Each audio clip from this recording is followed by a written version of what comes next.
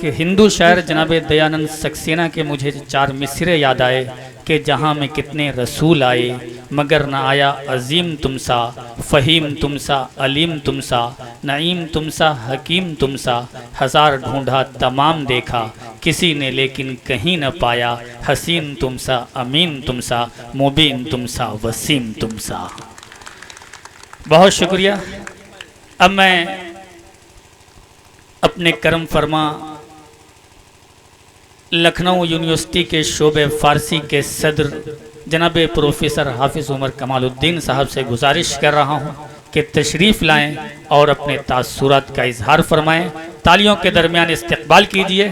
آپ نے اپنا ایک قیمتی وقت نکال کر ہماری اس محفل میں تشریف لائے، یقیناً یہ ہم سب کے لیے افتخار کا لمحہ ہے۔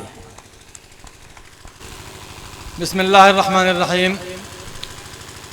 اتر پردیش تعلیمی بورڈ کے چیئرمین ڈاکٹر افتخار صاحب، شعبہ اردو لکھنؤ یونیورسٹی کے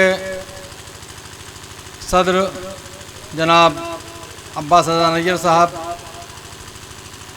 ہمدم دیرینہ اور تاج محل کی نگری کو مشام جان سے معطر کرنے کے بعد لکھنؤ کی سرزمین کو دوبارہ رونق بخشنے والے پروفیسر شفیق احمد اشرفی صاحب، اور سب سے زیادہ قیمتی آپ حضرات کی یہاں پر موجودگی جو ہمارے دلوں کو تقویت پہنچا رہی ہے، اور تمام حضرات جن کا نام میں نہیں لے سکا ہوں، سبھی نہایت قیمتی ہیں۔ شعراء کرام، سامعین کرام،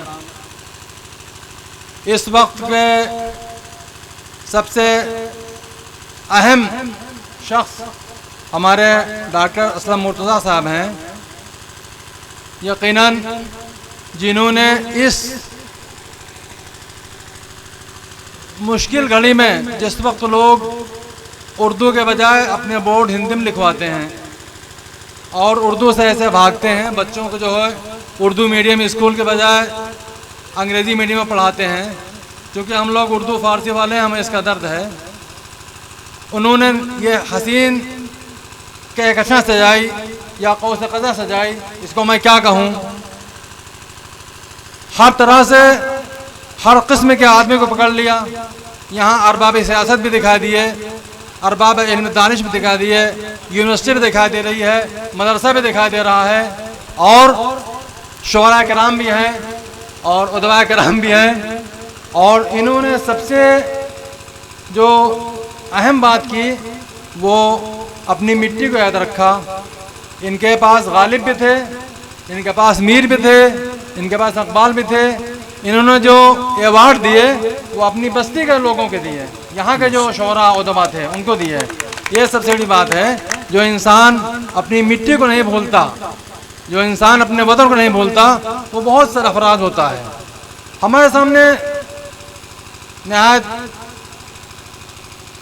قیمتی شخصیتیں بیٹھی ہوئی ہیں، زیادہ میں کچھ نہیں کہہ سکتا ہوں، بس یہی دل سے دعا ہے کہ یہ اسلم صاحب کی 4تھی کتاب ہے۔ ہمارے ہاں نکاح کے بعد 5ویں کی اجازت نہیں ہے، لیکن کتاب کی اجازت ہے، یہ لکھ سکتے ہیں۔ انہیں باتوں کے ساتھ میں جو ہے ناظم صاحب کے حوالے کرتا ہوں۔